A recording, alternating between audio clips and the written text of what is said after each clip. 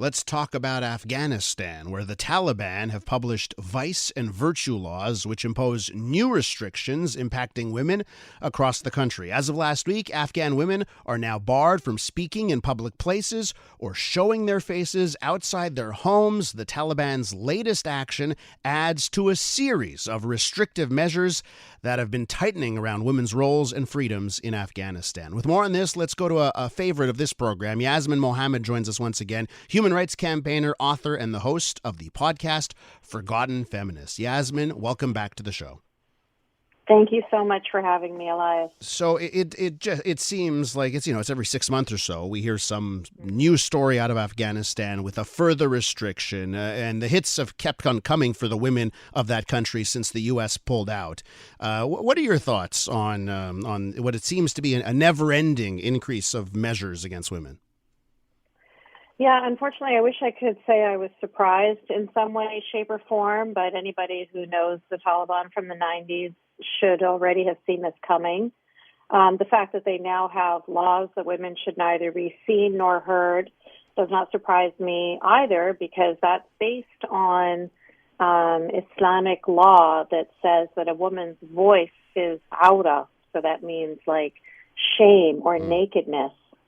So the fact that they're saying women can neither, now they can't read aloud or sing, even in their own homes, lest they be heard accidentally by somebody walking down the street. A man might turn around and then, who knows what he could do if he hears a woman's voice, right? And that would be all her fault.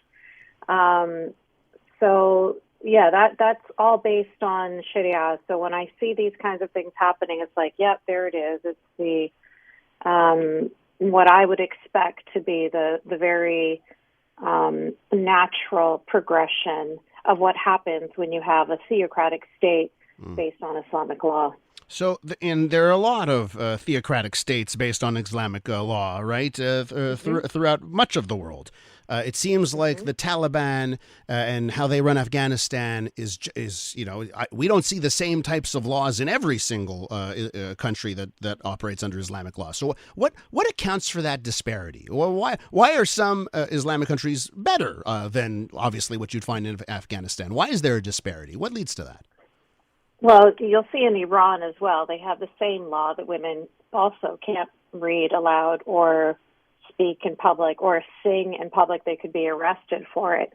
So this idea that, the thing is about a religion or, edicts or, a set of laws are in a book, right? They're not active. They're just sitting there passively in a book.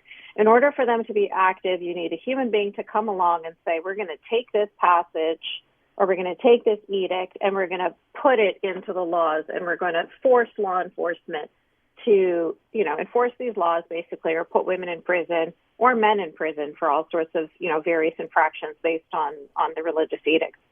So really the difference is which edicts they choose to put into their laws and which ones they don't, really. I mean, the fact is it is there. The religious justification exists, but not every country will choose to put that specific edict into their actual laws. And Yasmine, I'd love to know where you stand on, how we should get involved, from Western countries. How do we get involved in things like this? I know there are people who say, well, it's Afghanistan. They can make their own decisions. They've clearly made their own decisions since the U.S. pull out, and they've gone in this direction. Where do you stand on that? How do we stand idly by and let countries do what they want to do and we just learn from other countries? Or, do we get involved? Or do we try and influence things? So unfortunately, we've lost a lot of time and money and effort and lives in Afghanistan answering that question. And, it's really, really frustrating and sad for people to see that, things have turned around and they've become, if not, they're probably worse than they were under Taliban in the 90s these days. And that's because they feel so much more empowered. It's like, oh, we got rid of the Americans and now we can do what we want because there's nobody that's going to stop us this time. I don't think that the way we went about things the first time worked, obviously. I think everybody can agree with me at this point. We saw that didn't work. what we should have been doing and what we should be doing right now is supporting the liberal, progressive voices of people in Afghanistan. We should be supporting the feminists there. We should be supporting the humanists there. Instead, you found people like, we had our Minister of Women in Canada referring to the Taliban as her brothers, right? It was a liberal minister who's now, thank goodness, didn't get voted in again.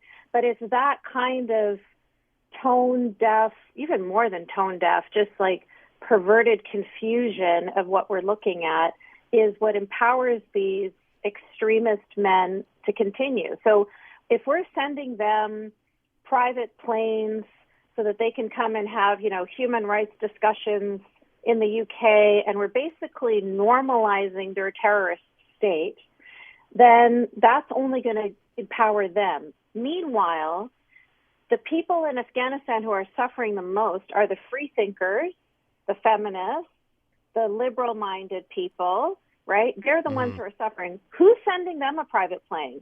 Who's referring to them as their brothers? Any governments out there wanting to care about those people or any advocacy for them? No. And it's just natural. And this is an Afghanistan issue, but this is a whole Middle East issue too.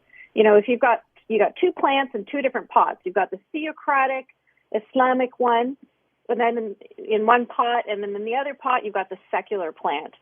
The theocratic Islamic pot is going to be getting money from Iran. It's going to be getting, whatever it is, sunshine, water, fertilizer. You're getting it from Iran. You're getting it from Qatar. You're getting it from Western states as well. You're getting it from the UN. You're going to grow into a very strong plant. Meanwhile, the other secular plant is over here withering and dying because it's not getting any kind of international support. It's not getting any kind of political support. And that's the problem, is people are not recognizing that we are in an ideological battle right now. We are in a battle of ideas. You cannot fight these ideas with bullets. You have to fight these ideas with better ideas. And, if you go into speak to Afghan women, I'm part of a group called United Against Gender Apartheid. There's so many people in Afghanistan and outside of Afghanistan. To be honest, there's a lot more people in the diaspora, of course, because it's dangerous to speak in Afghanistan, that are fighting for these girls and fighting for the rights of women to be able to go to school, and now we have to fight for them to show their faces, to have their voices heard, and unfortunately, those names are not household names. Those people are not getting the microphones and the support. Instead, you're seeing, this perverted idea that we need to support the Taliban and that this time around they're going to be humanitarians. Yeah. And that's I think, the problem. We're with Yasmine Mohammed, human rights campaigner, talking about these new vice and virtue laws the Taliban published in the last little while. So, Yasmine, just to wrap up here, right? You were mentioning, how we have to support those progressive, liberal, feminist voices, humanist voices in Afghanistan.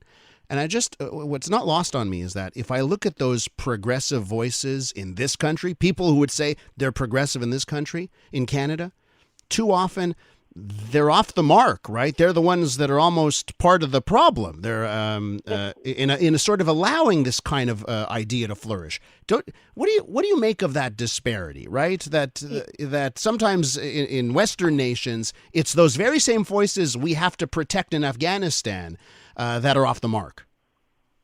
Yes, you're absolutely correct. Now, when I say progressive, I mean the actual term progressive. I don't mean the ideology of progressivism, because that obviously is not, that's regressive, right?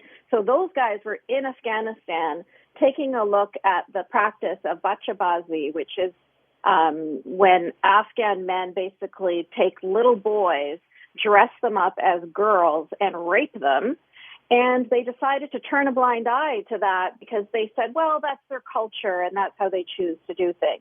And for anybody that's read my book, you know how I feel about cultural relativism and moral relativism. I think it's one of the most, heinous things we can do as human beings. So that's the problem with now. If we're going to do, capital P, the progressive ideology, that obviously is extremely toxic, not just in Afghanistan, but anywhere in the world. So what I mean by that is forward thinking, future thinking, bringing bringing Afghanistan into this century. So that's what I mean by that. Yasmine? There are free thinkers, basically, voices that are against the Taliban, that are against the Islamic extremism, voices that are looking towards the future of their country and progressing their country in a positive way, not in a progressive, regressive way. Yasmine, I got to run. It's always a pleasure talking to you. Thank you so much. My absolute pleasure. Human rights campaigner Yasmine Mohammed, author and host of the podcast Forgotten Feminists.